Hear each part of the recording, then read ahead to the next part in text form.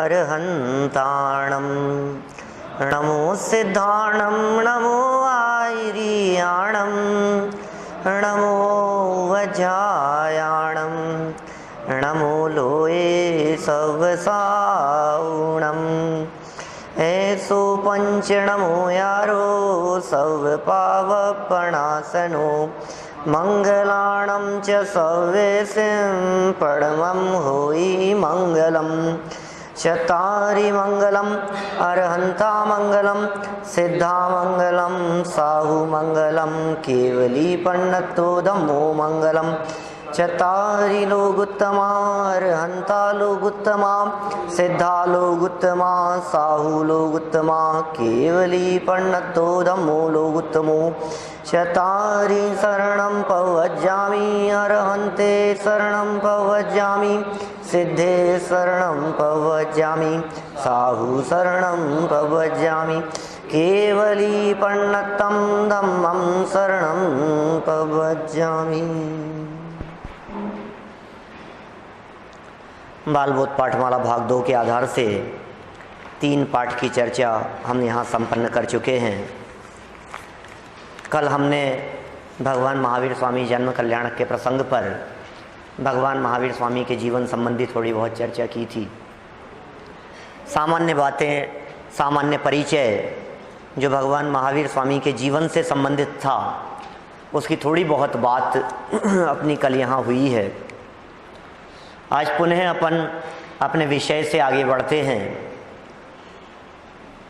कषाय वाले पाठ के संदर्भ में कुछ बातें जो याद रखने योग्य थी, उनमें सबसे पहली परिभाषा तो कषाय किसे कहते हैं। वैसे स्वभाव की परिभाषा भी थी, विभाव की परिभाषा भी थी, है ना। और स्वभाव और विभाव के अलावा राग और द्वेष की परिभाषा भी हुई थी। कषाय किसे कहते हैं कि जो आत्मा को कसे अर्थात दुख दे, उसे कषाय कहते हैं। अब इसका बहुत विस्तार हो सकता है। इसकी गहराई में यदि हम जाएं तो हम कह सकते हैं कि प्रत्येक कषाय इस जीव को दुख देने वाली है। गुस्सा करता है तो सोचता है कि मैं दूसरे के ऊपर गुस्सा कर रहा हूँ, सबक सिखा दूंगा इसको, लेकिन वो सबक दूसरे को क्या सिखाएगा? क्रोध करता हुआ खुद दुखी होता है, अभिमान के कारण भी खुद दुखी होता है, मायाचारी और लोभ लालच के कारण भी स्वयं ही दुखी होता है। तो जो आत्मा को कसता है, जिससे आत्मा कसी जाती है, कसे, वो कषाय है, और दुख देवे उसका नाम कषाय है।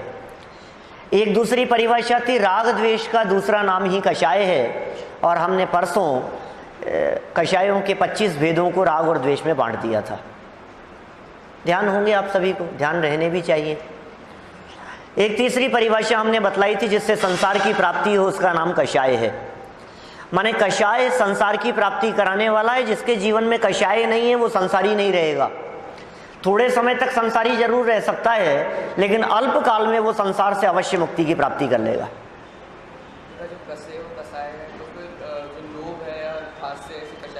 सब कसती है, सब दुख देती है, उसमें सौम्यता नहीं है, उसमें शांति नहीं है। हास्य भी कषाय है।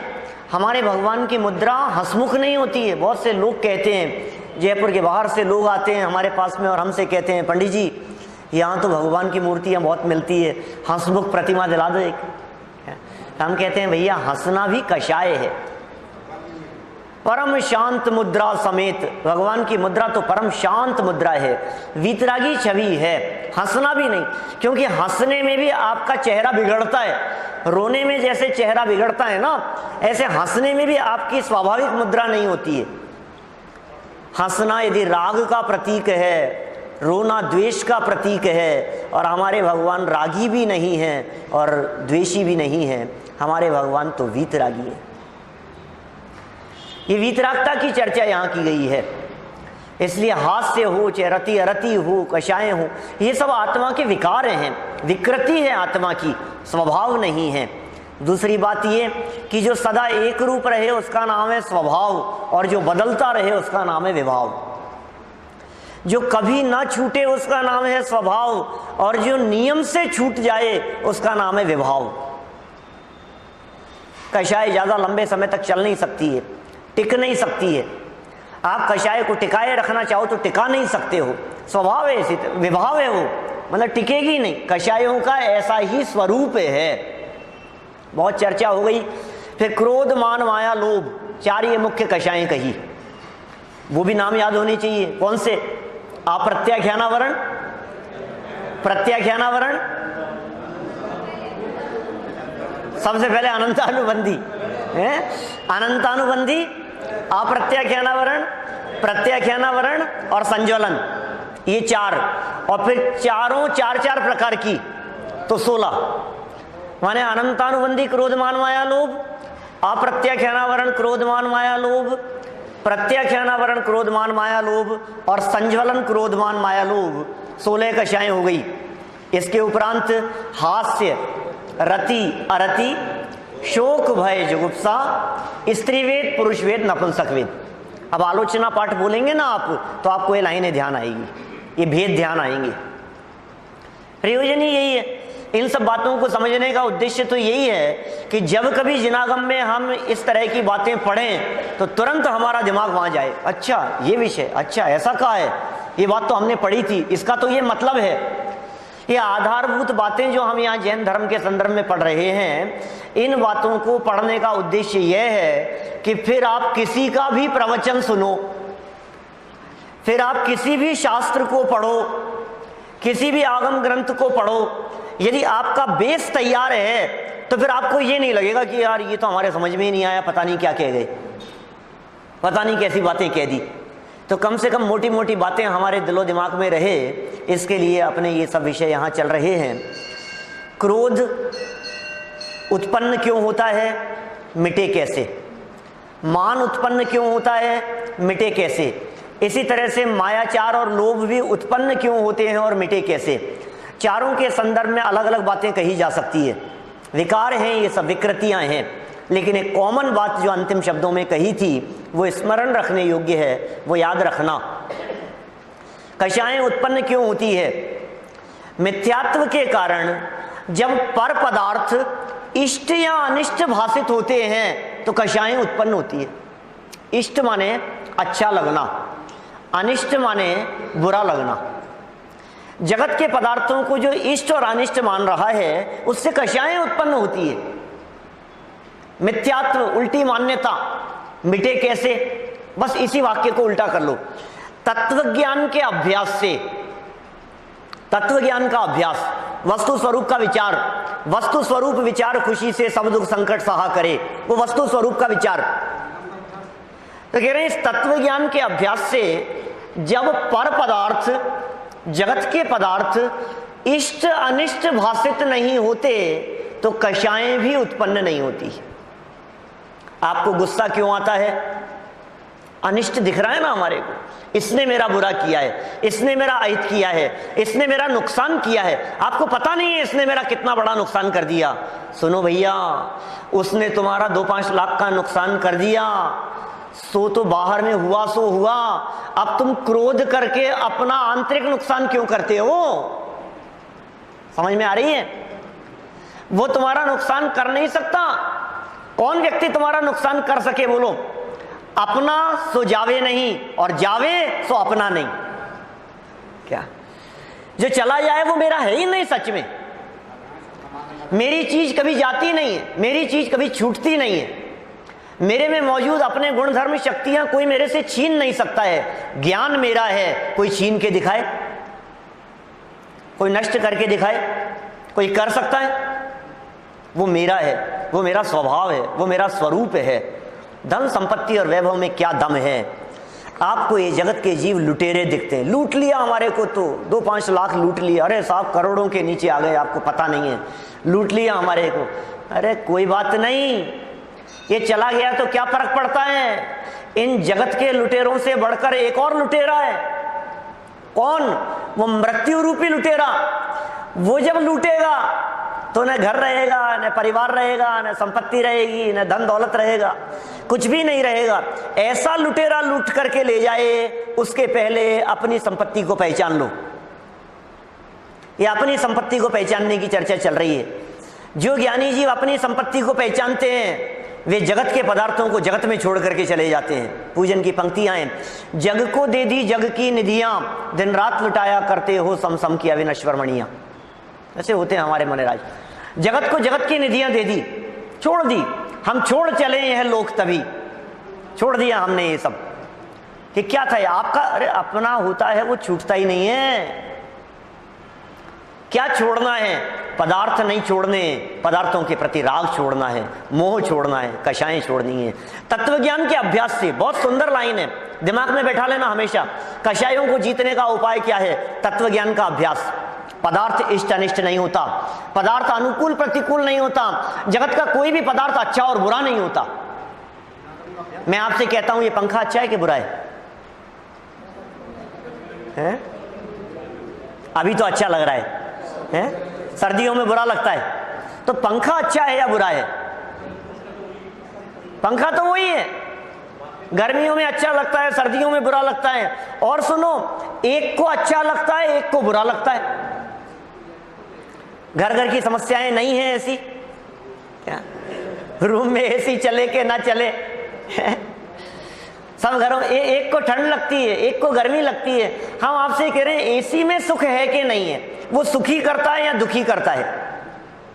जगत की कोई वस्तु सुखी दुखी करती नहीं है, कोई वस्तु सुखी दुखी नहीं कर सकती है। हम अपनी मति कल्पना से किसी पदार्थ को सुखदायक समझते हैं और किसी पदार्थ को दुखदायक समझते हैं, ये हमारी मिथ्या भ्रांति है। अच्छा, कोई हमारे गले में मालाएं पहनाए, एक दिन की थी मैंने वैसे ऐसी बात, पहले आई थी ना ऐसी चर्चा, गले में माला पहनाए, पुण्य का उदय कि पाप का उदय? यही तो कही थी शायद ऐसी बात है या नहीं कही? आपके गले में यदि मालाएं पहना रहे हैं तो पुण्य का उदय है कि पाप का उदय है? लोगों को लगता है ये तो पुण्य का उदय होगा। फिर हमने तुरंत ये बात कही, जो माला पहना रहे हैं वो माला जूतों की है या रत्नों की है? आपने ये तो पूछा ही नहीं। जब प्रशंसा होती है तो हमें लगता है जूतों की कह रहा हूं मैं, जूतों की मालाएं पहनाई, ये क्या हुआ? बदनामी, अपमान, माला पहना करके गधे पे बैठा के काला मुंह करके निकाल दिया। कई ऐसे प्रसंग मिलते हैं प्रथमानुयोग में। हम ये कह रहे हैं पुण्य का उदय होता है तो आपको अच्छा लगता है, कोई आपकी प्रशंसा करता है तो अच्छा लगता है, कोई व्यक्ति आपका सम्मान करता है तो अच्छा लगता है, कोई व्यक्ति आपकी आरती उतारे तो अच्छा लगता है, और कोई व्यक्ति आपकी निंदा, आलोचना, अपमान करे तो आपको बुरा लगता है। लेकिन ये कह रहे हैं ये अच्छा लगना और बुरा लगना दोनों विकार हैं, ये दोनों विकृतियां हैं, ये दोनों आपका स्वभाव नहीं है, ये दोनों छोड़ने योग्य हैं, इन दोनों में से कोई भी अपनाने योग्य नहीं है। छह डाला की छठवीं ढाल, मुनिराजों के स्वरूप का वर्णन किया, बहुत सुंदर, दौलत राम जी के द्वारा लिखी गई छह डाला, 200 साल पहले लिखी है छह डाला। दिगंबर जैन समाज में ऐसा कौन होगा जो छह डाला के नाम से अपरिचित होगा? दौलत राम जी ने जो छह डाला ग्रंथ लिखा, गागर में सागर भर दिया उन्होंने, सारे जनागम का रहस्य भर दिया उन्होंने। प्रारंभ किया उन्होंने निगोद दशा से और पूर्णता की उन्होंने सिद्ध दशा तक, पूरा वर्णन कर दिया है जीव के स्वरूप का। छठवीं ढाल में मुनिराजों का स्वरूप का वर्णन करते हुए कहते हैं, अरि मित्र महल मसान कंचन, कांच निंदन तुति करण, अर्घावतारन असि प्रहारन, में सदा समता धरन। कुछ लाइन हो गया, समझ में आए क्या? परस्पर विरोधी परिस्थितियों को बतलाया है, अर्थ बतलाता हूं, कम सुनी होगी आप लोगों ने हो सकता है बात। अरि मित्र, अरि मतलब शत्रु और मित्र दो परस्पर विरोधी चीजें हैं। अरि मित्र महल मसान, कंचन सोना चांदी, और कांच, और निंदन तुतिकरण निंदा करने वाले और स्तुति करने वाले। अर्घावतारन असि प्रहारन, कितनी तरह की परिस्थितियां बतला दी उन्होंने। मुनिराजों के जीवन में देखो आप, कितनी तरह की परिस्थितियां बन जाए, लेकिन एक परिस्थिति उसे उन्हें राग उत्पन्न करने में समर्थ नहीं है और दूसरी परिस्थिति उनके चित्त में द्वेष उत्पन्न करने में समर्थ नहीं है। ऐसा जीवन होता है। मैं सदा समता धरन, समता धरते हैं दोनों परिस्थितियों में। किसी ने आपकी प्रशंसा की और मान खड़ा हो गया, और मान हो गया, घमंड हो गया। किसकी प्रशंसा की है? अरे तुम्हारी सच्ची प्रशंसा तो तीर्थंकर देव करते हैं, तुम्हारी सच्ची प्रशंसा तो वीतरागी दिगंबर संत करते हैं, वो तुम्हारा स्वरूप बतलाते हैं।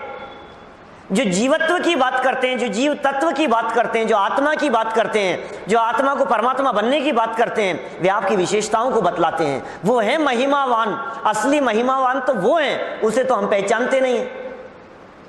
दुखी क्यों हो रहे हो? तत्व ज्ञान के अभ्यास के बिना। कषायें मिटे कैसे? तत्व ज्ञान के अभ्यास से। जब पर पदार्थ, जगत का कोई भी पदार्थ ना तो इष्ट भाषित हो और ना अनिष्ट भाषित हो। देखो, जगत का कोई पदार्थ मुझे दुखी नहीं कर सकता। जब ये बात मेरे दिलो दिमाग में बैठती है, अब करके देख लो आप मेरे को बुरा, दुखी करके देख लो। मैं कहता हूं आप करो मेरे को दुखी, ये साहब बहुत दुखी हो जाओगे। सामने से गालियां देना शुरू किया, हम मुस्कुरा रहे, हमें कोई फर्क नहीं पड़ रहा है, कोई बात नहीं। वो और ज्यादा दुखी हो, और कुछ करने लगा, मारने पीटने लगा, छीना झपटी करने लगा, कितने कितने दुखी होंगे। बिल्कुल नहीं हो रहे हम दुखी। कर लो आपको जो भी करना है, क्योंकि यदि हम परिस्थितियों से सुखी दुखी होते हैं, इसका मतलब हमने अपना कंट्रोल दूसरों के हाथ में दे दिया। सबसे बड़ा माइनस पॉइंट है ये। मैं यदि परिस्थिति से सुखी दुखी हो रहा हूं, मैं यदि इस बात से सुखी दुखी हो रहा हूं कि इसने मुझे कुछ कह दिया, ये मेरे लिए अच्छा बोलेगा तो मैं सुखी हो जाऊंगा, ये मेरे लिए खराब बोलेगा तो मैं दुखी हो जाऊंगा। माने मेरे सुखी होने और दुखी होने का कंट्रोल तो आपके पास में है भाई साहब। क्या कर रहे हो आप? अपना कंट्रोल अपने हाथ में रखो, अपना कंट्रोल किसी दूसरे के हाथ में मत दो। तत्व ज्ञान के अभ्यास से जब पर पदार्थ इष्ट और अनिष्ट भाषित नहीं होते तो कषायें उत्पन्न नहीं होती है, और जब कषायें उत्पन्न नहीं होती है तो अंदर से उत्पन्न होता है सदाचार। सदाचार वाला पाठ है आगे, चौथा पाठ है सदाचार। बच्चों के स्टाइल में लिखा है, बहुत छोटी छोटी सी कहानी प्रसंग बतला करके इस बात की चर्चा की है। 2-3 मुख्य बातें यहां कही है इस सदाचार वाले पाठ में। कभी कभी तो ऐसा मन होता है कि ये पाठ नहीं पढ़ूं मैं, जो इसके कंटेंट्स हैं सिर्फ वो बतला दूं, क्योंकि बहुत से लोगों को ऐसा लगता होगा यार ये क्या बातें बता रहे हैं, बच्चों जैसे पढ़ रहे हैं। लेकिन कोई बात नहीं, हम तो ये चाहते हैं कि यदि बच्चे भी इस बात को सुने तो उन्हें ऐसा नहीं लगे कि ये बात कुछ ऊपर से निकल गई, है ना। बच्चों को लक्ष्य में रख करके बात करते हैं, लेकिन बड़ों के लिए भी अप्रयोजनभूत नहीं है, प्रयोजनभूत बातें हैं। बहुत बड़े लोगों के कॉल आते हैं मेरे पास में, स्वाध्यायी आत्मार्थी विद्वानों के भी, इन विषयों के संदर्भ में कि बालबोध पाठमाला की अच्छी क्लास चल रही है। देखो क्या कह रहे हैं, सदाचार। ये सभा का वर्णन किया थोड़ा सा, और सभा की स्टाइल बतलाई है, बच्चों को शिक्षा प्रदान की है कि एक सभा किस प्रकार से लगती है, सभा किस प्रकार से लगनी चाहिए, उसका कुछ वर्णन किया है। कक्षा 4 के बालकों की एक सभा हो रही है। अब चौथी कक्षा के विद्यार्थी, यहाँ तो कोई नहीं है इस स्टैंडर्ड का, सब पहली कक्षा की, दूसरी चल रही है अभी तो बालबोध भाग 2 है। देखो, बालकों में से ही एक को अध्यक्ष बनाया गया है, वह कुर्सी पर बैठा है, अध्यक्ष खड़े होकर। अब आपके सामने शांतिलाल एक कहानी सुनाएंगे। अब ये नाम भी उस जमाने के हैं, आज के जमाने में बच्चों के नाम शांतिलाल कहाँ मिलेंगे। शांतिलाल देखो क्या कह रहे हैं, टेबल के पास खड़े होकर, माननीय अध्यक्ष महोदय एवं सहपाठी भाइयों और बहनों, अध्यक्ष महोदय की आज्ञानुसार मैं आपको एक शिक्षाप्रद कहानी सुनाता हूँ, आशा है आप शांति से सुनेंगे। बहुत छोटी सी कहानी सुना दी है यहाँ, हठी बालक की कहानी। ये ऐसा इसका हेडिंग देते हैं हम लोग, छोटे छोटे से बच्चों को सुनाते हैं। एक बालक बहुत हठी था। हठी मतलब सात्विक, जिद्दी, हठ बहुत करता था, जिद्दी। लेकिन एक बात सुनना, अब ये बालक बहुत हठी था, उसकी कहानी सुना रहे हैं और उसके हठ से होने वाले नुकसान की बात भी करेंगे। लेकिन मैं ये कहना चाहता हूं, क्या बालक ही हठ करते हैं? क्या बड़े हठ नहीं करते? क्या बड़े जिद नहीं करते? क्या बच्चे ही क्रोध करते हैं? क्या बच्चे ही नाराज होते हैं? बच्चे ही बिगड़ते हैं? अरे बच्चों के बहाने बड़ों को समझाना चाहते हैं क्या? और यदि ये कमियां और विकृतियां हमारे में हैं तो समझ लेना आप, हम भी तो बच्चों जैसे ही हैं। क्या बच्चों जैसे जिद करने लगते हैं? कभी कभी बड़ों को आप ऐसे वाक्य नहीं कहते हो, ऐसे क्या बच्चों जैसे जिद कर रहे हो, ऐसे क्या बच्चों जैसे आग्रह करते हो? हठी बालक की कहानी क्या कह रहे हैं? बालक बहुत हठी था, खाने पीने का लोभी भी था। एक तो जिद्दी, एक लोभी। जब देखो तब अपने घर पर अपने भाई बहनों से जरा जरा सी बात पर लड़ पड़ता था। उसकी माँ उसे बहुत समझाती पर वह न मानता। बात बात पे झगड़ना, बात बात पे लड़ाई करना। जिद्दी था बहुत, और छोटे बच्चे होते भी हैं क्या ऐसे? एक दिन उसके घर मिठाई बनी, माँ ने सब बच्चों को बराबर बांट दी। मिठाई बनी थी, सब बच्चों को बराबर बराबर माँ ने बांट दी। सब मिठाई पाकर प्रसन्न होकर खाने लगे, पर वह कहने लगा मेरा लड्डू छोटा है। बच्चे ही तो है, तीसरी चौथी क्लास का बच्चा है, दूसरी तीसरी में पढ़ने वाले 5-7 साल के बच्चे, मेरा तो छोटा है, जिद करने लग गया और रोने लग गया, मैं तो नहीं खाऊंगा। दूसरे बच्चे तब तक लड्डू खा चुके थे, नहीं तो बदल दिया जाता। वह क्रोधी तो था ही, जोर जोर से रोने लगा और गुस्से में आकर लड्डू भी फेंक दिया और जाकर एक कोने में लेट गया। गुस्से में आकर ऐसा नहीं करते हैं? अपने तो वसुंधरा राजे भी गुस्से में आकर के दरवाजे बंद कर लिए थे, कोप भवन में पहुंच गई थी, 2-5 साल पहले की बात है। तो बड़े बड़े भी नहीं कर लेते हैं ऐसा, दरवाजा बंद कर लिया, जाकर के बैठ गए, खाना नहीं खाएंगे, खाना छोड़ दिया। ऐसे काम बड़ों के द्वारा भी तो होते हैं। लड्डू तो फेंक ही दिया, जाकर के कोने में लेट गया, दिन भर खाना भी नहीं खाया। सबने बहुत मनाया, पर वह तो घमंडी भी था ना, मानता कैसे? जिद्दी भी था, घमंडी भी था, लोभी भी था क्या, और लड्डू फेंक दिया और कुछ खाया भी नहीं। कोने में था एक बिच्छू, और बिच्छू ने उसको काट खाया। क्या काट सकता है कि नहीं भैया? बिच्छू नहीं काटे तो मच्छर काट जाएगा, मकड़ी खा सकती है, छिपकली हो सकती है, कंचला हो सकता है, कोने में छोटे छोटे जीव हो सकते हैं, काट खाया। उसे अपने किए की सजा मिल गई। दिन भर भूखा रहा, लड्डू भी गया और बिच्छू ने काट खाया सो अलग। क्रोधी, मानी, लोभी और हठी बालकों की यही दशा होती है, इसलिए हमें क्रोध, मान, लोभ एवं हठ नहीं करना चाहिए। इतना कहकर मैं अपना स्थान ग्रहण करता हूँ। तालियों की गड़गड़ाहट। कहानी सुनाई बच्चे ने, सभा चल रही थी, ऐसे ही कहानी सुनाते हैं छोटे छोटे से बच्चे, शिक्षाप्रद कहानियां होती है, 2-4 मिनट के अंदर कहानी सुना दी, सबके समझ में आ गई। आप लोगों के समझ में आई कि नहीं? क्या साथी अब जिद करेंगे कि नहीं? करेंगे? नहीं करेंगे? क्या करूं, समझ में नहीं आ रहा, हाँ कहूं कि ना कहूं? झूठ बोल नहीं सकता और सच बोलना चाहता नहीं हूं। भाई जिद करना ये तो नुकसानकारी है। कोई भी व्यक्ति हो, यदि जिद होगी और हठ होगा, हठाग्रह होगा, क्योंकि जगत के पदार्थों की प्राप्ति आपकी जिद से नहीं होती, आपके हठाग्रह से नहीं होती, आपके उदय के हिसाब से होती है। इस बात का विचार करो आप। वही बात लागू होगी तत्वज्ञान के अभ्यास से। क्रोध नुकसान ही नुकसान है, क्रोध करने में कोई फायदा है ही नहीं किसी भी प्रकार से। कविवर मक्खनलाल जी की कुछ पंक्तियां याद आती है मेरे को, भव्य प्रमोद नामक पुस्तक में लिखी उन्होंने, बहुत पुरानी है, आज से कोई 60 साल 70 साल पुरानी होगी पंक्तियां। क्रोध कर मरे और मारे ताही फांसी होए। क्या क्या कहा? क्रोध गुस्से में आकर के या तो मर जाए, ऐसा लिखा टोडरमल जी ने। क्रोधादि कषायों की वेदना सही नहीं जाती, पीड़ा सही नहीं जाती, इसलिए आत्महत्या करके भी सुखी होना चाहता है। इसका मतलब मरण से भी ज्यादा वेदना कषायों की होती है। मोक्ष मार्ग प्रकाशक पेज नंबर 55 नंबर पेज पर, कषायों की वेदना सही नहीं जाती। तो या तो गुस्सा, इतना गुस्सा आया कि मर गया। एक आदमी गुस्से में आकर जहर खाकर मर गया। मैं आपसे पूछता हूं किस चीज से मरा वो? आप कहोगे साहब जहर से मरा होगा। जहर से मरा कि क्रोध से मरा? क्रोध से मरा है। पोस्टमार्टम की रिपोर्ट क्या कहती है? पोस्टमार्टम की रिपोर्ट ये कहती है कि जहर से मरा। और जिनवाणी ये कहती है कि जहर तो उसके मरने में निमित्त बना है, असली कारण तो उसका क्रोध था, वो क्रोध से मरा है। क्रोध में या तो खुद मर जाएगा या दूसरे को मार देगा।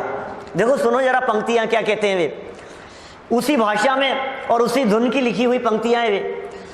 क्रोध कर मरे और मारे ताही फांसी होए, किंचित हूं मारे तो हूं जाए जेल खाने में, जो कहूं निबल भये हाथ पांव टूट गए, ठोर ठोर पट्टी बंधी पड़े सफा खाने में, और पीछे से कुटुंबी जन हाय हाय करत फिरे, जाए जाए पैरों पड़े तहसीलदार थाने में, और किंचित किए ते क्रोध एते दुख होत भ्रात, होते हैं अनेक गुण जरा गम खाने में। क्या क्या कह दिया उन्होंने, होते हैं अनेक गुण जरा गम खाने में। गम खाओ भैया, थोड़ा सा गुस्सा मत करो, बिगड़ो मत, थोड़ा शांति, थोड़ा सा धैर्य। क्रोध में आकर के कितने अनर्थ हो जाते हैं, आपको कल्पना नहीं है।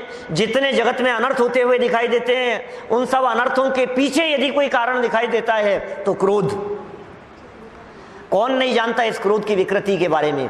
क्रोध कर मरे या मारे, मर जाएगा तो निपट ही गया, और मार देगा तो फांसी हो जाएगी, और थोड़ा बहुत यदि मारा सामने वाले को तो जेल में चला जाएगा, और तू यदि कमजोर हुआ तो तेरे हाथ पांव टूट जाएंगे, फिर पड़ा होगा सफा खाने में, अस्पताल में। और तू अस्पताल में चला गया, चाहे जेल में चला गया, चाहे मर गया, जो भी हुआ तेरे साथ में, और पीछे से जो कुटुंब वाले लोग हैं हाय हाय करते रहेंगे। क्या जाए जाए पैरों पड़े तहसीलों में, थानों में जाकर के थोड़ा बहुत गुस्सा करने से क्या क्या अनर्थ हो सकते हैं। होते हैं अनेक गुण जरा गम खाने में। थोड़ी शांति रखो, थोड़ा सा धैर्य रखो, क्रोध मत करो, हट मत करो, जिद मत करो, लोभ मत करो। ये शिक्षा यहाँ हठी बालक की इस कहानी के माध्यम से बतला दी गई। कभी प्रसंग आएगा तो क्रोधादि कषायों के संदर्भ में और विस्तार से चर्चा करेंगे। अभी दूसरी कहानी, बहुत शिक्षाप्रद कहानी सुनाई और निर्मला बहन से इन्होंने निवेदन किया कि वे भी कुछ अपनी बात कहें। एक दूसरी कहानी सुनाई जा रही है यहाँ पेज नंबर 16 पर बीच में। आदरणीय अध्यक्ष महोदय एवं भाइयों और बहनों, मैं आपके सामने भाषण देने नहीं आई हूँ। मैंने अखबार में कल एक बात पढ़ी थी, वही सुना देना चाहती हूँ। अखबार की बात है, न्यूज़पेपर की बात है। देखो जरा क्या हुआ। रात्रि भोजन के त्याग की कहानी। रात्रि भोजन की कहानी बहुत उपयोगी है, ध्यान रखना। जैनी होकर के क्या पालन किया जाना चाहिए, हमारा जीवन कैसा होना चाहिए। ये दो तरह के सदाचार की बात आ गई है यहाँ। ऊपर जो क्रोध मान और हट न करने की प्रेरणा दी है, ये आंतरिक सदाचार है, और रात्रि भोजन का त्याग और पानी छान करके पीना ये बाहरी सदाचार है। दोनों प्रकार के सदाचार का पालन होना चाहिए। सद आचार, पाठ का नाम क्या है? सद आचार।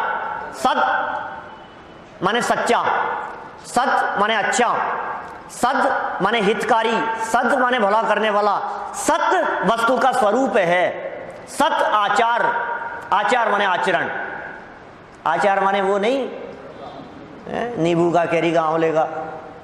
आचार आचरण। तो सत आचार, अच्छा आचरण करने का नाम सदाचार है। अब वो अच्छा आचरण दो प्रकार का होता है, एक आंतरिक सदाचार और एक बाहरी सदाचार। जिस सदाचार की चर्चा अभी हमने पिछले पाठों में की है, चाहे वो 5 पाप वाला पाठ हो, चाहे कषाय वाला पाठ हो, या इसी में जो कहानी हमने हट्टी बालक की देखी है, वो सब आंतरिक सदाचार की बात थी, अंदर से बदलने की बात थी। अब बाहरी सदाचार के अंतर्गत जैनियों का लक्षण, दिन में भोजन, रात्रि भोजन के संदर्भ में कहानी सुना रहे हैं। देखिए हुआ क्या, घटना क्या घटी है, न्यूज़पेपर की घटना। एक गांव में एक बारात आई थी, उसके लिए रात में भोजन बन रहा था। अंधेरी में किसी ने देख नहीं पाया और साग में एक सांप गिर गया। साग मतलब सब्जी में। आजकल के बच्चे तो साग ही नहीं समझे, साग क्या होता है? सब्जी में सांप गिर गया। गांव की बात है, गांव में तो होते ही हैं इस तरह के। रात में ही भोज हुआ, सब बारातियों ने भोजन किया, पर 4-5 आदमी बोले हम तो रात में नहीं खाएंगे, हम रात को नहीं खाते। 4-5 बारातियों ने ऐसी बात कही, सबने उनकी खूब हंसी उड़ाई। अरे जमाना कितना बदल गया है, रात को नहीं खाएंगे, ये बड़े धर्मात्मा बने फिरते हैं, रात में भूखे रहेंगे तो सीधे स्वर्ग जाएंगे क्या? ऐसी बातें करने लगे। रात को नहीं खाएंगे, कितने धर्मात्मा हैं, बड़े धर्मात्मा बनते हैं, सीधे स्वर्ग जाएंगे। अब देखो घटना क्या घटी। पर हुआ यह कि भोजन करते ही लोग बेहोश होने लगे। साग में सांप गिर गया था ना, सब्जी में सांप गिर गया था, कड़ाहों में पता नहीं लगा। और सांप कितने ऐसे, सांप कहते हैं अपने को बड़े बड़े दिखते हैं, अरे छोटे छोटे भी होते हैं सांप। सांप के बच्चे आपने देखे? हमने देखे किशनगढ़ में इधर उधर घूमते रहते हैं, गांव जैसा ही तो है। तो देखो क्या कह रहे हैं, वहां एक सर्पनी के जब बच्चे होते हैं, हजारों में की संख्या में होते हैं, और कुंडली बना करके खा जाती है उनको, इतनी भूख की वेदना होती है। और उनमें से कुछ जो बच जाते हैं इधर उधर भाग जाते हैं, छोटे छोटे से। अब वो वहां उसमें गिर गए सब्जी में, सब्जी पूरी जहरीली हो गई। अब वो जहरीली सब्जी को जब बारातियों ने खाया तो बेहोश होने लगे। दूसरों को स्वर्ग भेजने वाले खुद स्वर्ग की तैयारी करने लगे हैं? तो क्या कह रहे थे, रात्रि में भोजन नहीं करोगे तो मर के सीधे स्वर्ग जाओगे। अब वो जो स्वर्ग भेजने वाले थे उनका क्या हुआ लोकेश जी? खुद स्वर्ग की तैयारी करने लगे। पर जल्दी ही उन 5 आदमियों ने उन्हें अस्पताल पहुंचाया। वहां मुश्किल से आधों को बचाया जा सका। यदि वे भी रात्रि में खाते तो एक भी आदमी नहीं बचता। इसलिए किसी को भी रात्रि में भोजन नहीं करना चाहिए। इतना कहकर मैं अपना स्थान ग्रहण करती हूं। समझ में आई क्या कुछ बात? आजकल तो फैशन है रात्रि भोजन करना। जगत में कोई व्यक्ति यदि रात्रि भोजन नहीं करते उनको तो हीन दृष्टि से देखा जाता है। कभी कभी तो आश्चर्य हुए बिना नहीं रहता, रात्रि भोजन नहीं करने वाले भी अपने आप को थोड़ा सा हीन समझते हैं, अपने आप के बारे में समझते हैं कि यार हम लोग नहीं करते रात्रि भोजन, क्या करें, शर्म ही आने लग जाती है कहीं खाना खाने के लिए जाओ तो।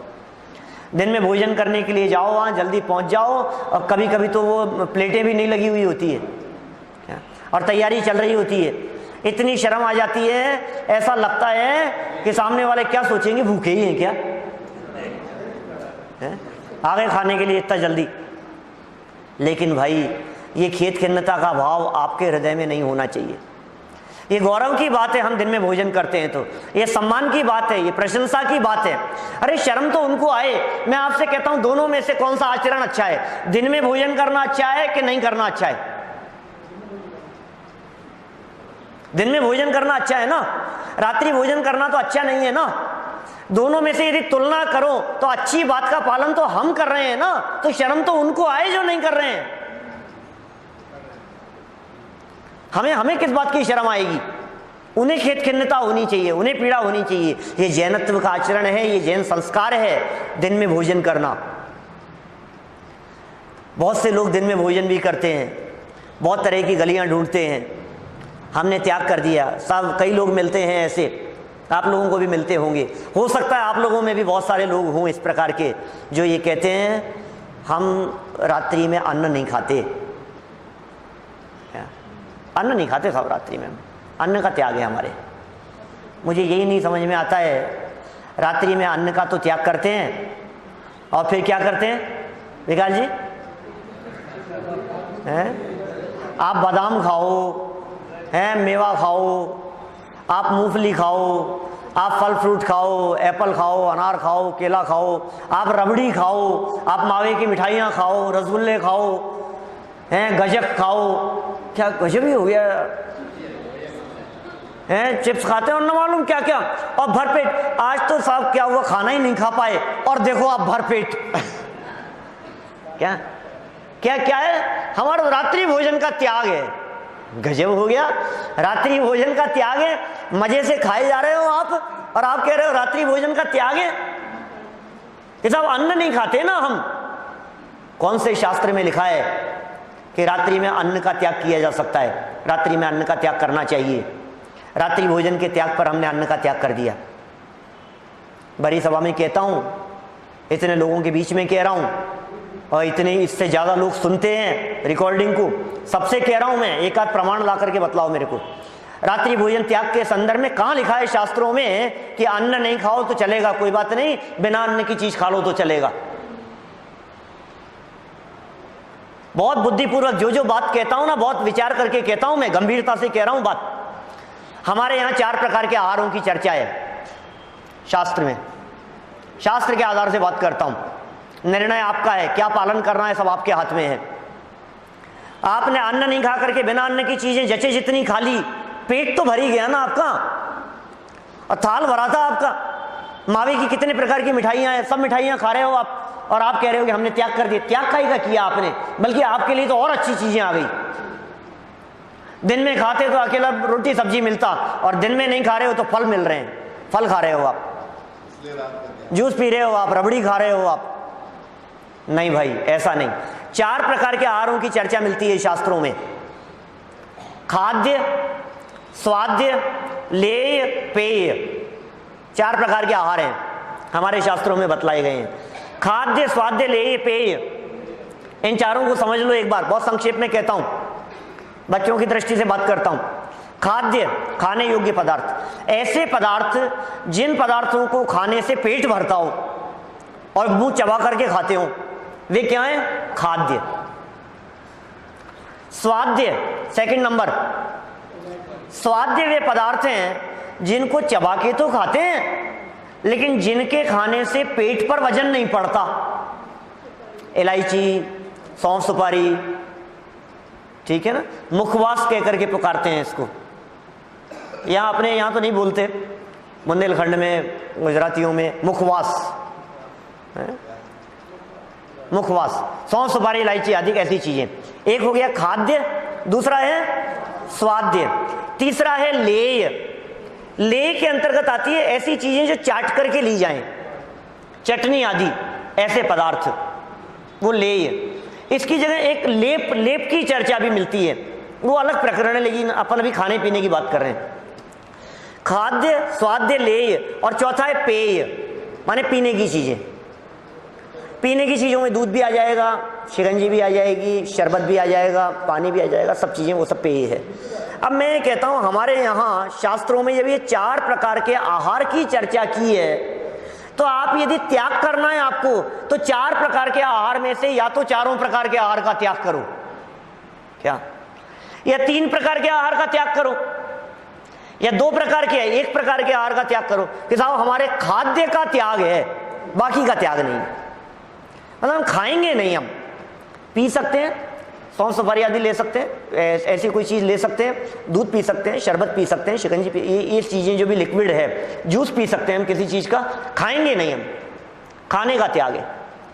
तो इस तरह से त्याग तो फिर एक बार थोड़ा सा समझ में आता है बुद्धि से, लेकिन आपका जो अन्य त्याग वाली जो पद्धति है, ये हमारे तो गले नहीं उतरती सब। क्या, हाँ, इतना भी हो सकता है उसमें रात्रि भोजन त्याग के संदर्भ में आप यदि लिमिट बांध लेते हैं, वो भी ठीक है। जितना आपने त्याग किया हम उसकी प्रशंसा ही करेंगे। कोई व्यक्ति ये कहते हैं कि साहब हम तो दिन में नहीं खा सकते, देर तक आते हैं, ये होता है वो होता है, बहुत तरह की समस्याएं बतलाते हैं। फिर कोई व्यक्ति ये कहता है कि हमने 9 बजे तक का टाइम बांध लिया, ये तो ठीक है ना, 9 बजे तक टाइम बांध लिया। तो हम ये कहते हैं, देखो सुनना, ध्यान देना मेरा वाक्य, आप यदि 9 बजे तक भोजन करते हैं और आप मेरे से पूछ रहे हैं ये तो ठीक है ना, तो मैं ये कहता हूं 9 बजे बाद में नहीं खाते ये ठीक है। क्या कहा, क्या क्या कह रहा हूं मैं ये नहीं कह रहा हूं कि आप 9 बजे तक खाते हैं ये ठीक है गौरव जी, क्योंकि मैं उसे ठीक नहीं कह सकता हूं कि आप रात्रि भोजन कर रहे हैं ठीक है। हम तो खाते हैं 9 बजे तक, कई बार खाया है हमने, लेकिन यहां नहीं, अमेरिका में, जहां रात को, मतलब रात को क्या कहें, 10 बजे रात होती है। एडमंटन में हम लोग थे तो रात को 11 बजे भी ऐसा प्रकाश था जैसा अपने यहाँ 7 बजे करीब होता है, 6:30 बजे होता है, रात को 11 बजे। 10 लक्षण के पहले की बात है, 2014-15 की बात होगी, कब गया था मैं। माने देखो ऐसा होता है।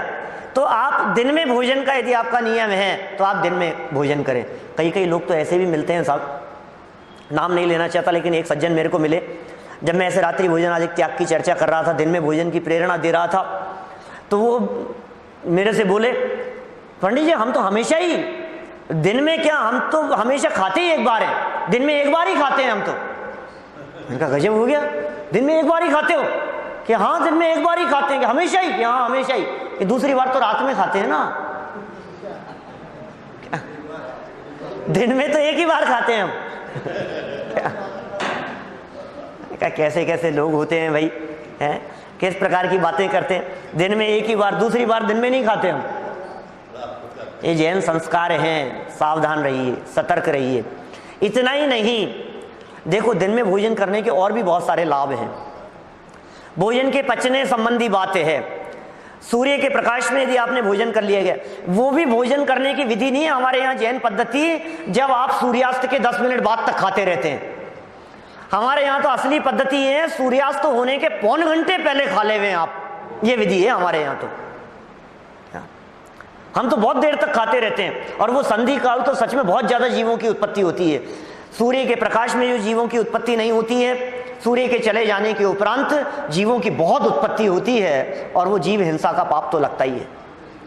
स्वास्थ्य की दृष्टि से ये व्यक्ति रात में खाने का त्याग कर सकता है, लेकिन धार्मिक दृष्टि से ये रात में खाने की त्याग की बात कहो तो इसको जचती नहीं है बात।